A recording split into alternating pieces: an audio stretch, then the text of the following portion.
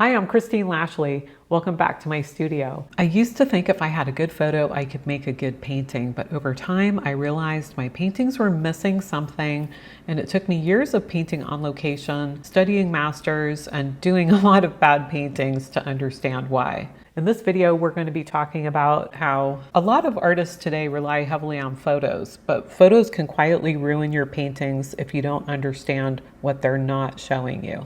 Your best work is going to come from understanding, not copying. It's certainly been an interesting journey over the years, and I'd like to share with you 6 big takeaways for understanding how to use photos successfully and how to get better. Lesson 1 is to definitely paint on location and then compare to a photo.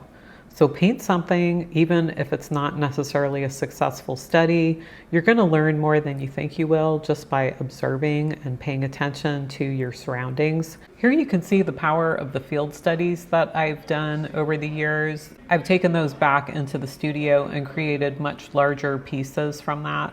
Occasionally I'll work larger while on location, but these days a small study really is just such a powerful aid to making a painting.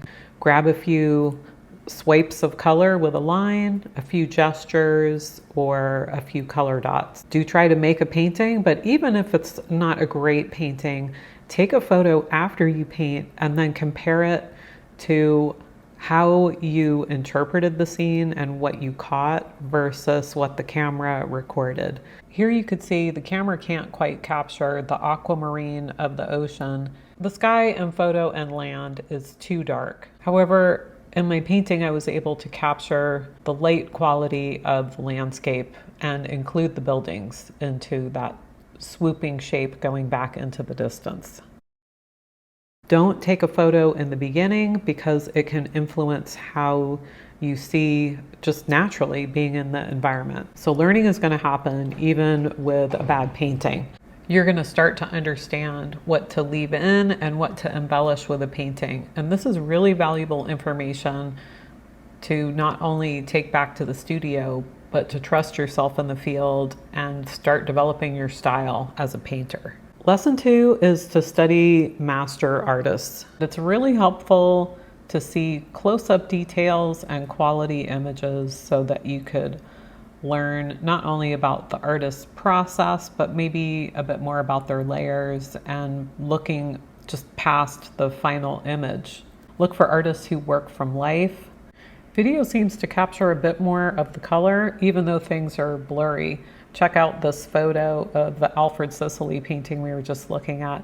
The color looks a little dull and the focus is on the texture. So it's good to see instead the painting with your own eyes. Here's another example of a Claude Monet painting, just filled with light. To be able to get up and see the original patina of the artwork, the texture, the layers is wonderful, and a photo just doesn't have the same feeling.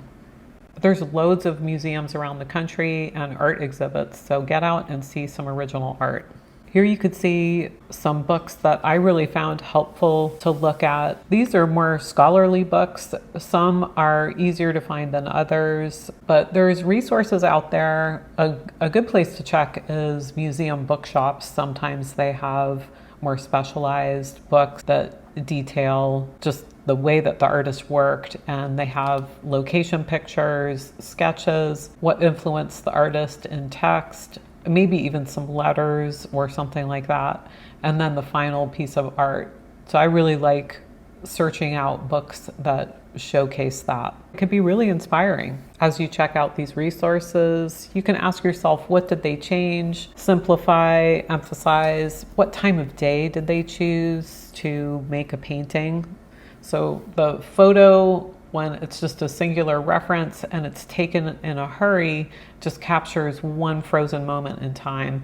And that's just really not enough, in my opinion, to make a painting. And leaving that behind, it's when things really started to change for my own artwork. When I was getting better as an artist, I loved seeing what artists had created and then understanding the location they had painted at. Lesson 3 is to go to the location yourself that you were inspired by the masters. This could be traveling abroad or even seeking out just the information in person, such as studying greens or painting water. Photos can't equal an experience. Knowing about movement, atmosphere, scale, and peripheral vision, these can all be critical to see in person. Even one visit can change how you interpret a photo later.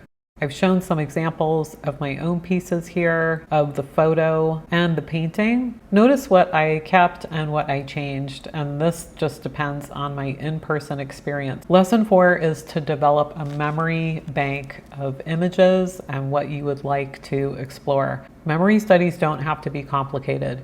Here you can see in this example, me visiting the cherry blossom festival, which was really crowded, and I didn't have much time to capture a painting on location, but I got a few color dots and a few bars of watercolor merging together, and I was pretty happy with the colors that were collected. Plus, I locked in the feeling of being there and the memory. When I work from memory, it helps to clarify what is important, because I just can't remember all of the details. So that helps me out a lot. I didn't think I would be good at this, but I've practiced, and just by making small moves, I would say targeting value first and maybe tried to pick 2 colors in the beginning. It made a big difference. It really moved me ahead with how I can interpret an image and carrying that information back to the studio.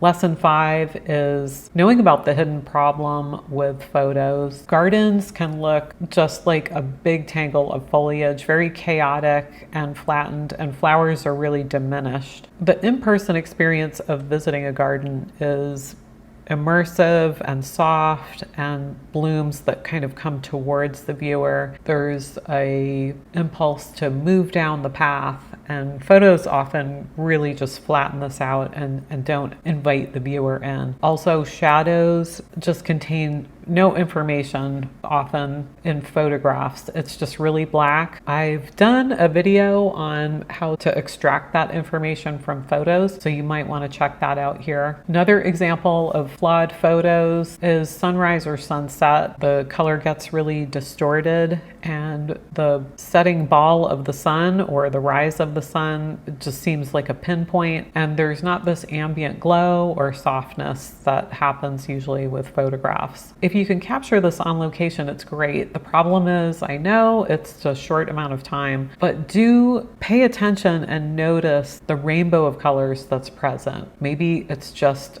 a band of salmon in the sky. The photograph might not have that come out at all. So pay attention to those darks, because it's a pretty strong giveaway that a painting was created from a photo when we can't see into the shadows. Lesson 6 is immersion. Do return to places. I like to return to Paris. I just keep getting more and more layers out of visiting there, walking the streets, understanding the textures of the buildings, day and night. I feel more confident turning a daytime picture into a nighttime scene. So I've started with my own work, bending the time and switching around how I would portray a particular street scene or an overlook, and I've started having fun with that. So in conclusion, best work isn't about the details, it's about light, form, and emotion. It's not going to be a checklist of objects. So that's basically how you go beyond the photo reference. I do have an online classroom where I meet live with my students, and we get a chance to paint together and talk about our process and get better as artists. So do check it out. You might find it of interest. Do like and subscribe. It helps my channel grow, and I really appreciate you being here. So until next time, happy painting.